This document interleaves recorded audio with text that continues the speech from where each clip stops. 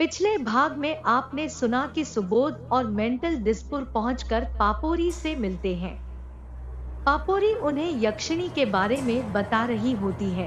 तभी कोठी में पीछे साइड अजीब अजीब डरावनी आवाजें होने लगती हैं। पापोरी हाथों में दोनाली बंदूक लिए हुए जल्दी से उस ओर जाती है। अब आगे सोच क्या रहा है? चल अपन भी चलते हैं, सुबोध ने मेंटल को देखते हुए कहा। हाँ हाँ चल, मेंटल ने कहा। दोनों आवाजों की दिशा में बढ़ते बढ़ते कोठी के पीछे साइड पहुंच गए, पर दरवाजा अंदर से बंद था। अंदर बहुत चिल्लपो मची थी। पापोरी तेज आवाज से किसी पर चिल्लाए जा रही थी कि तुम्हें शर्म नहीं आती? घर में मेहमान आए हैं और अभी तुम्हें ये सब करना है। किसी के हू करने की आवाज आ रही थी, जैसे कोई छोटे बच्चे की तरह लाड दिखा रहा हो। फिर से पापोरी की आवाज आती है कि सुन सुनंदा की बच्ची, जब ये जिद कर रही थी कि इसे लॉलीपॉप चाहिए तो तूने इसे वो खाने को क्यों नहीं दी? लगता तेरा भी दिमाग आजकल ठिकाने कम रहता है। जी वो इनकी सुगर वैसे भी बढ़ी हुई है और मीठा इनको नुकसान पहुंचा सकता है, सुनंदा ने कहा। बाहर से उनकी बातें सुन रहे साकेत और मेंटल उस बंद दरवाजे से कुछ पीछे की ओर आते हैं। बहन चोद, ये तो किसी बच्चे को बंदी बनाए हैं, सुबोध ने कहा। हाँ भाई, और गोल मिठाई भी नहीं दे रहे उसको, साकेत ने कहा। खैर सुन, जो भी है पहले यहाँ से चुपचाप वहीं उसी कमरे में चल और किसी को बिल्कुल भी ये ना लगे कि हम इस तरफ आए थे और हमने उनकी बातें सुनी। इसके बाद दूसरा काम है यहाँ रुकने का। अगर हम इसमें सक्सेस हो गए तो आज रात इस कमरे में चलेंगे, सुबोध ने कहा। हाँ भाई, तू तो बातों का एक्सपर्ट है। बातों बातों में पता कर कि पापोरी का पति कित्थे है। लगती तो मैरिड है पर, मेंटल ने कहा। क्या पर बे? सुबोध ने पूछा। मांग में सिंदूर नहीं दिखता, मेंटल ने उससे कहा। अबे न्यू ट्रेडिशन है, सिंदूर विंदूर की अब जरूरत नहीं पड़ती, पर तू टेंशन मत ही ले, मैं हूं ना, सुबोध ने थोड़ी फूल कर कहा। हाँ भाई, तू तो है, मेरे को भी पता है, पर वो कहाँ है फिर? मेंटल ने कहा। वो कौन? सुबोध ने पूछा। उसका पति, डल ने कहा। झोपड़ी के तू पिटेगा अब मेरे हाथों, सुबोध ने कहा। मेंटल धीमे से खीसे निपर कर हंसने लगा और बोला, अरे भाई भाई, उसका राजा तू ही है। मैं तो बस चेक कर रहा था कि तेरी रानी के पति का जिक्र सुन के तेरे चेहरे पर सन्नाटा क्यों पसर गया था। इसके बाद दोनों वापस अतिथि कक्ष में वापस आ गए। उनको बैठे हुए करीब 20 मिनट हो गए। फिर कुछ देर बाद पापोरी वहां आई और बैठ गई। उसने खुद ही बोलना शुरू कर दिया। अरे वो एक प्रॉब्लम आ गई थी, इस वजह से थोड़ा सा मूड ऑफ हो गया। हाँ तो मैं क्या बता रही थी, उस रात मेरे ताऊ, तभी सुबोध और मेंटल उचक कर बोल पड़े। अरे कोई नहीं जी, आपका मूड ऑफ है, क्यों इतना लोड दिमाग पर लेती हो? कल बता देना जब आपको अच्छा फील हो। इतना सुनते ही पापोरी ने सुबोध को घूर कर देखा और बोली, कल तुम लोग कल फिर आओगे? आ जाएंगे, हमें कौन सा विधानसभा जाना है कल? सुबोध ने हंसकर कहा। लेकिन अनजान शहर में जाओगे कहाँ? ऐसा करो यही रुक जाओ, क्योंकि अब रात भी बहुत हो चुकी है। सुनंदा से बोलकर तुम्हारे रहने का इंतजाम करवा देती हूँ, पापोरी ने अपनेपन से कहा। तब तक सुनंदा भी वहां आ गई। उसे देखकर पापोरी ने वही बात दोहराई और दोनों के लिए खाने का इंतजाम करवाने का भी कहा। तब सुनंदा चहक कर बोली, रहने की तो कोई प्रॉब्लम नहीं, मैं अभी गेस्ट रूम की चाबी इन्हें दे देती हूँ। पर खाना, इन्होंने तो कहा था कि ये कुछ भी नहीं खा सकते, आज इनकी निर्जला व्रत है। अच्छा ऐसा है क्या? पापोरी ने कहा। इसके बाद पापोरी वहां से चली गई और सुनंदा कुछ देर बाद चाबी लेकर आई और दोनों को गेस्ट रूम तक छोड़ने गई। गेस्ट रूम में पहुंचकर दोनों बिस्तर पर बेसुध गिर पड़े। साकेत ने लेटे लेटे कहा, साला पूरे 2 दिन से कुछ नहीं खाया और जब अच्छा मिलने वाला था तो ये बीच में कूद पड़ी कि इनका तो आज व्रत है। मन तो कर रहा इसकी एक जो बची है वो भी फोड़ दूं। बहनचोद कहीं की यही सच्चाई थी कि खाली पेट जंगल पार करने से उनके पेट में चूहों की फौज दौड़ रही थी। पर सुनंदा से कहे झूठ से वो फंस चुके थे। हाँ यार, ऐसी भूख लगी है कि हाथ पैर काम नहीं कर रहे। कोई बात नहीं, अभी जाने दे, बाद में इस सुनंदा को भी देख लेंगे। पर तू सो मत ही जाना, याद है ना? सुबोध ने कहा। वो बेबी का पता करना है। साकेत ने कहा। अरे शाबाश मेरे हीरो, बस कुछ देर और सो जाएं ये लोग। सुबोध ने कहा। रात के अभी 9 ही बजे थे। मेंटल मोबाइल पर गाने सुनने लगा और सुबोध कुछ देर यूं ही आंखें बंद करके लेटा रहा।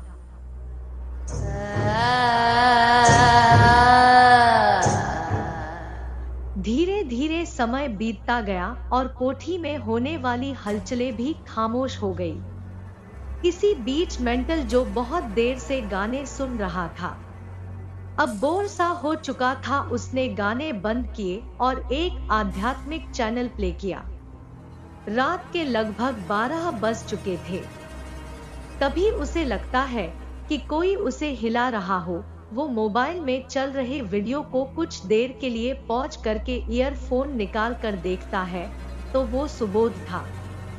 उसे याद आ जाता है कि रात हो गई है और अब कोठी में उन्हें कोई नहीं पकड़ पाएगा। दोनों दबे पांव बाहर आ गए। तभी उन्हें उम्हा आ सुनाई दी। मेंटल ने हंस कर कहा, भाई तेरी पापोरी लगता है।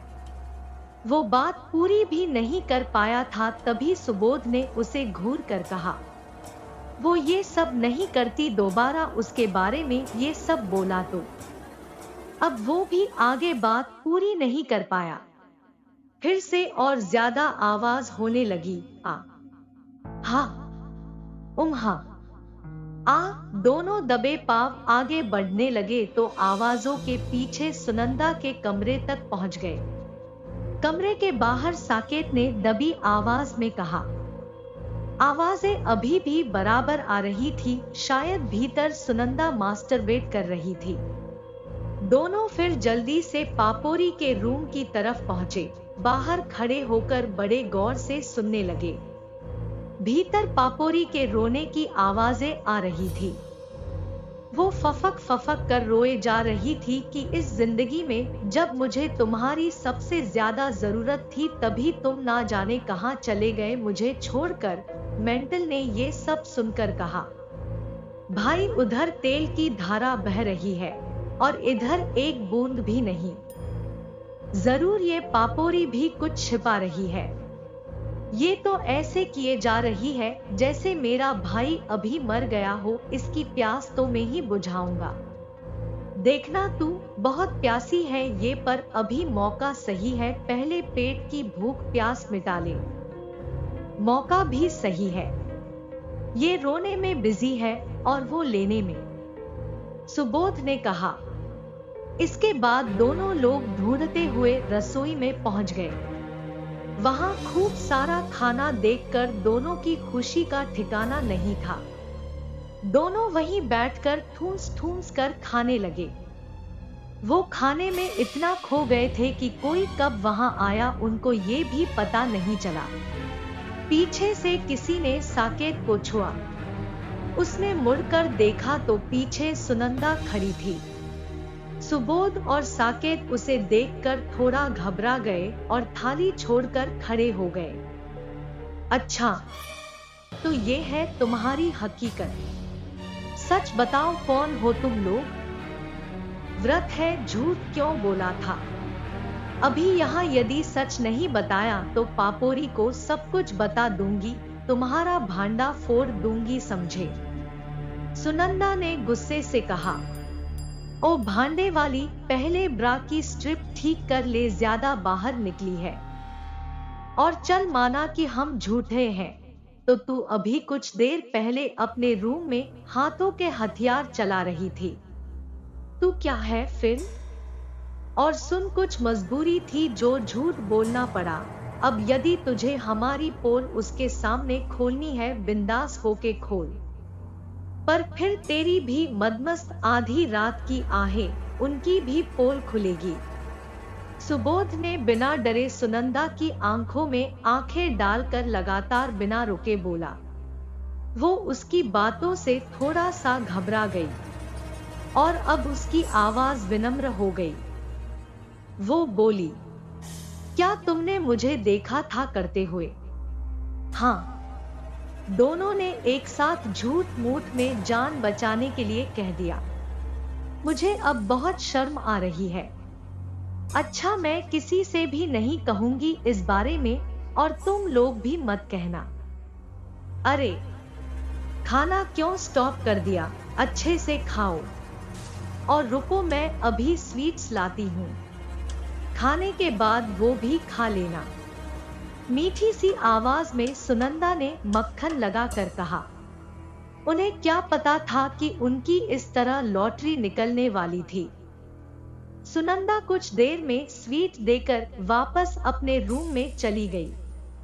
उसके जाते ही मेंटल बोला, भाई एक बार तो मेरी फट गई थी कि अब क्या होगा, पर तूने तो दे दना दन उसकी बोलती ही बंद कर दी। मेरे हीरो, फट तो मेरी भी रही थी बे, पर फिर मुझे तेरे दादाजी की बात याद गई। सुबोध ने कहा। कौन सी बात भाई? मेंटल ने कहा, यही कि फटे तो फटे पर पोजीशन ना घटे। सुबोध ने कहा। फिर दोनों ने पेट भर के खाना खाया और कुछ देर वहीं सुस्ताने लगे। कुछ देर बाद सुबोध बोला, चल बे, अब बस आज रात का आखिरी काम बचा है, उस बेबी को और चेक करके आते हैं, फिर आराम से सोएंगे। चल, मेंटल ने कहा। दोनों नजरें बचाकर कोठी के पीछे साइड उसी जगह आ गए जहां शाम को पापोरी का पीछा करते हुए पहुंचे थे। मेंटल ने दरवाजा देखा तो बाहर से ऐसे ही बंद था, उसमें कोई ताला नहीं था। धीरे से दरवाजे को खोलकर वो उस कमरे में घुस गए। कमरे में अंधेरा था, कुछ दिखाई नहीं दे रहा था। दोनों एक दूसरे का हाथ पकड़ लेते हैं और लाइट का स्विच ढूंढने की कोशिश करते हैं।